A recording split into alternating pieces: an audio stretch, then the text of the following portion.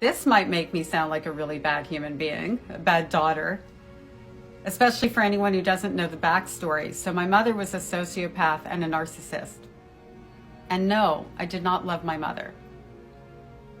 I had people in my life like my aunt who I loved with all of my heart. I still love her because she was good to me and kind to me. And I didn't have to live in fear of her. I lived in fear of my mother all the time. And if I wasn't in fear, I was in hate because she would have done something to hurt me, and then I would hate her, and then I would go right back to fear.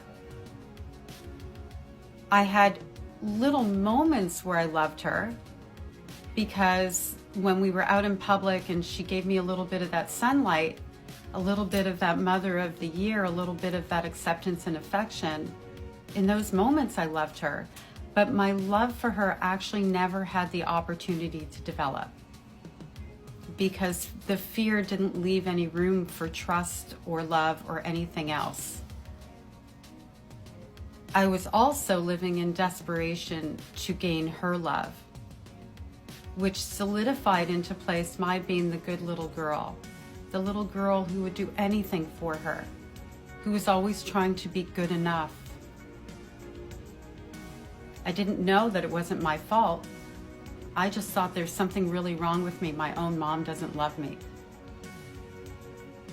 When I went no contact, I didn't grieve a loss in the sense of, oh my God, I love my mom and I miss her. I grieved what I never had. I grieved the fact that she was never really a mom to me, and that by my walking away, I closed the door on that possibility forever, that all of a sudden one day maybe she would be like, oh my gosh, Marnie, you're now good enough for me to love you. That I grieved for a very long time. And then I had to grieve other losses, for the little girl who deserved better, for the little girl who shouldn't have been trying to earn something that we are born with the right to have, love from our parents. That's when I started to come to terms with the fact that my mother had issues. My mother was not a well person. My mother was a limited person. And that the things she did to me weren't because of who I was, but they were literally because of who she is.